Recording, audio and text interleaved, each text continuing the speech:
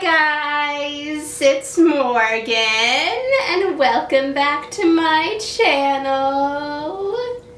Today I'm going to be talking about episode 3 of season 7 of Riverdale, chapter 120, Sex Education. Now, if you haven't seen the episode, there will be spoilers in this review, so stop watching if you don't want to be spoiled.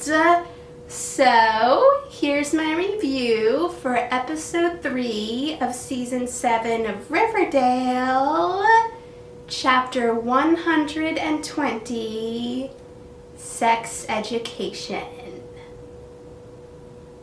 Based on the ending of the last episode, I was wondering if Ethel killed her parents. So when Ethel said that the milkman did it was hard for me to believe if that was true or not. But I did think it was nice that Betty and Alice let Ethel stay with them, even though Hal was upset about it. And since Jughead thought that Ethel's milkman story sounded familiar, it added to my curiosity to find out what really happened. It really annoyed me when Penelope asked Julian to find Cheryl a boyfriend, since the only reason she asked him to do that was because she was worried about Cheryl's feelings for girls. I also didn't blame Archie for deciding it wasn't meant to be with Veronica when she asked him for a second chance. But when Julian asked Archie if he would be interested in dating Cheryl, even though Archie said no at first, I knew that he would eventually agree to it.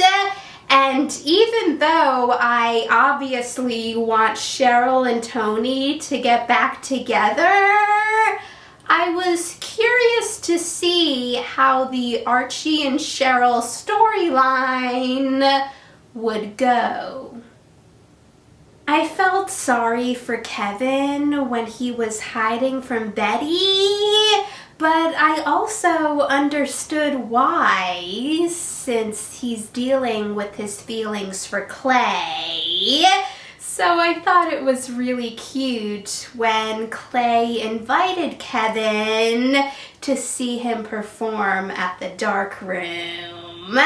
And Kevin agreed, but decided he would take Betty with him. Cheryl also agreed to go to the dark room with Archie, and Veronica agreed to go with Julian, even though it was pretty obvious that she only did that because she was jealous when Julian told her that Archie was going with Cheryl. When Alice told Betty to go to Ethel's house to get extra clothes for Ethel, I thought that Betty was going to end up running into Jughead, since Jughead also went to Ethel's house to get the drawing that Ethel did that would make her look suspicious.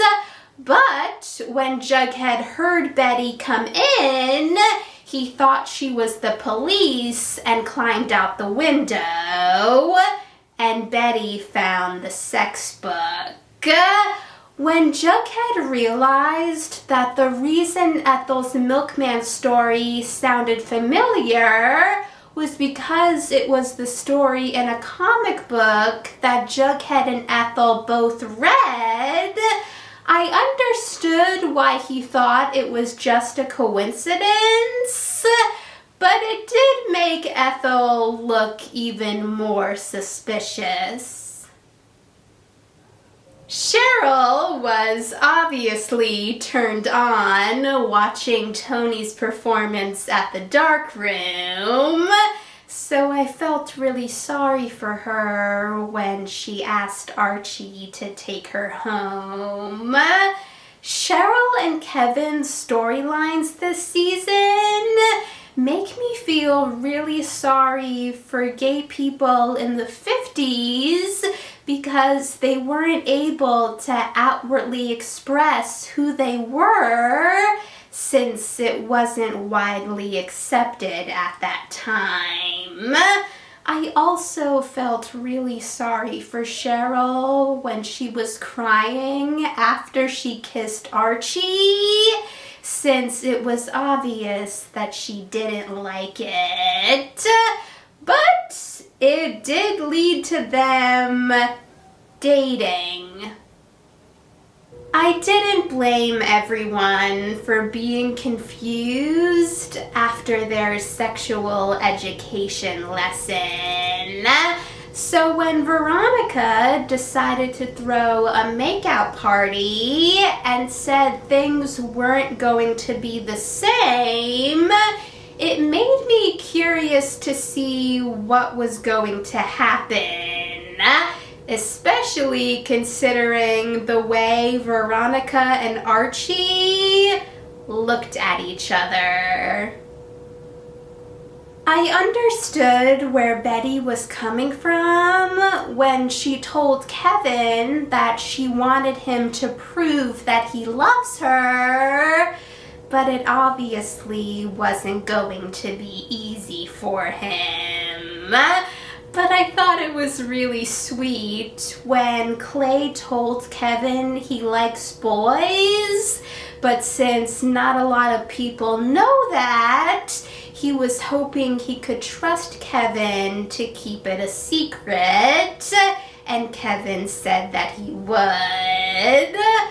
Also, when Betty was showing Archie some things that she learned in the sex book that she found at Ethel's house, and Archie got a little excited, it proved that things were definitely going to get complicated between all the couples.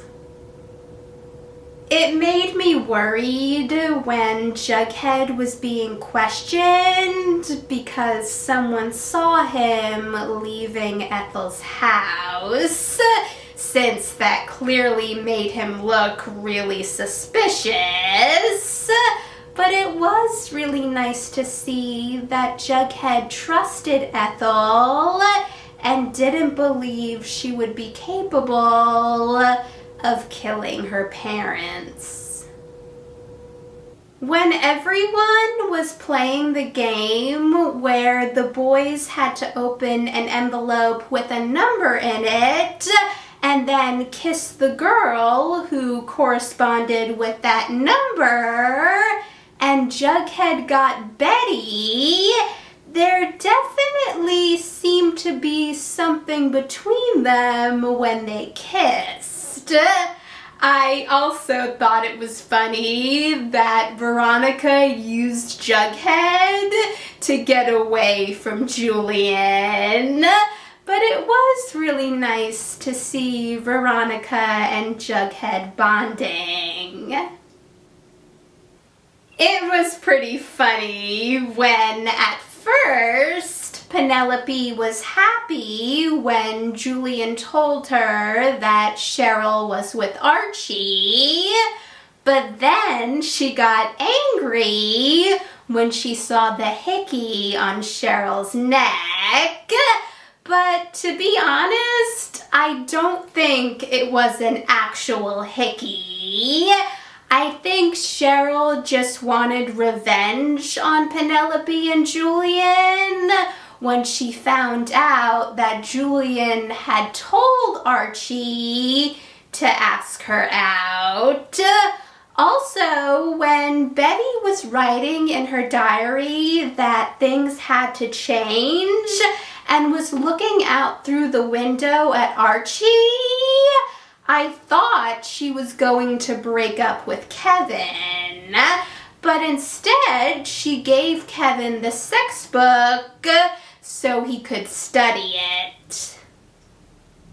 Things are definitely not looking good for Jughead and Ethel, since this episode ended with the reveal that Ethel's drawing and the Milkman comics were found in Jughead's trailer, which makes them both look very guilty. Now, if Ethel really didn't kill her parents, my second suspect would be Hal.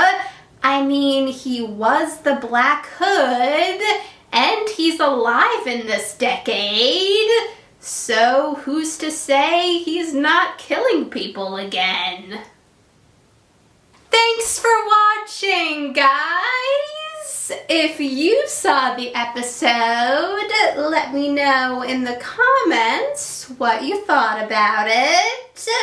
And if you want to see any of my previous reviews for Riverdale, check out the playlist. And if you want to see any of my future reviews for Riverdale or any of my other future videos, hit that subscribe button and I'll see you in the next video. Bye.